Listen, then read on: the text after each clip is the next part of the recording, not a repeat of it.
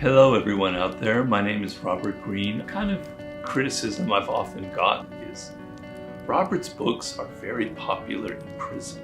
Hello everyone out there, my name is Robert Greene. I'm the author of several books. My first one is perhaps the most famous one, The 48 Laws of Power. I've also written The Art of Seduction, The 33 Strategies of War. I co-wrote a book with the rapper 50 Cent called The 50th Law. I did a book called Mastery, Another Laws of Human Nature, my most recent book, The Daily Laws. As you can tell, my books sort of center around subjects dealing with power and interpersonal relationships. Now, a kind of criticism I've often gotten, or kind of an passive-aggressive criticism, if you will, of people from the public is, Robert's books are very popular in prison, right? And so there's this kind of guilt by association that's implied there, that basically, if his books are popular in prison, that means that Robert is a very evil person who likes promoting kind of criminal, manipulative, violent ideas, because why else would his books be popular in prison? And whenever I hear that, although people are smiling and asking and they're kind of laughing, I know behind it is this kind of veiled criticism. And for me, it's the opposite, okay? First of all, I've always thought of people in prison. I myself have been obsessed with the idea of prison since I was a child. I thought, what would it be like to be in prison? You know, and I've read a lot of books about people and about kind of the extreme difficulties of it and how some people rise above it. I'm fascinated by those stories, always have been. But prisoners, and I've known a lot of them since I've written my book. If you're out there, Anthony Butler, who worked for 50 Cent, very inspiring. I just in England was in London and I did an event with the hottest rapper in England named Potter Paper. And he had spent most of his life in prison, you know, and so I've known a lot of people in prison, and I've known how a lot of them have overcome the worst circumstances that humans can face. The American prison system is actually horrific, right? The writer Dostoevsky once said that you can judge a civilization or a culture by the prisons that it has. And if that's how we judge our American culture, it's pretty bad, pretty shabby. Our prison system is not about rehabilitation, it's about punishment, right?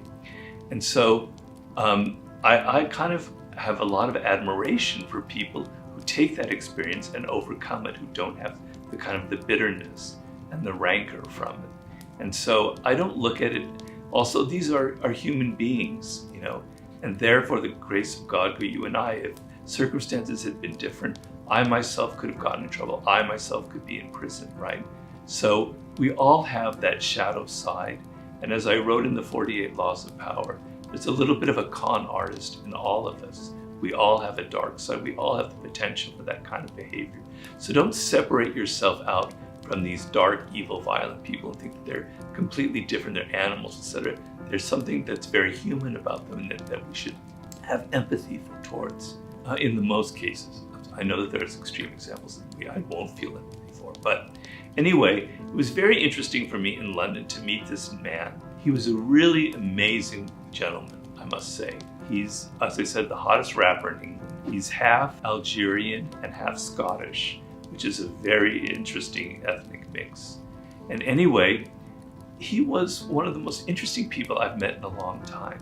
He said he read my books in prison and they helped him a lot, not in becoming violent or taking over or pushing people on or manipulating, but in gaining control of himself and understanding all of the different power dynamics going on in the English prison system. And anyway, he was really this open person that wanted to learn, and he wanted to meet me, perhaps to establish a kind of relationship, and maybe I could mentor him, although he's very smart and I'm really encouraging him to write a book because he'd write a great book. He was someone who was pretty much orphaned at an early age, who was raised in English kind of public system where he was raised by the state in essence, constantly in trouble, and he was in prison for dealing drugs. Relatively minor offenses, but he spent years in the prison system. And what struck me was that how rare it is. He wanted to learn. He was interested in my ideas about music, my ideas about history. He was kind of soaking it up. And I go, how rare is it in the world today when I meet all kinds of very powerful CEOs, athletes, and entertainers, they're not really open to new ideas. They think they know the answer. They want me to kind of tell them what they already know. And I could tell right away that this gentleman was completely different. He didn't have that kind of arrogance where I'm asking you a question for advice, but I really want to hear what I want to hear, right? And sometimes I kind of contradicted him. He didn't get defensive or angry. He was just really interested and excited. And I go, that's a sign of somebody with character. It doesn't matter if he was raised without parents, if he spent years in prison. It doesn't matter if he did not go to school, if he did not go to Oxford or Cambridge, or all the other things that symbolize privilege in this culture. He actually has true character. Something within him is open to learning. And so the idea that struck me is that's a sign of someone's kind of depth of character within them, that they're open to learning, that they're continually learning. There's an expression in Spanish that I'm very fond of called aún aprendo, which means I'm still learning. And it was by the artist Goya, and he said it when he was in his 60s or 50s or 60s. Aún aprendo, I still am learning.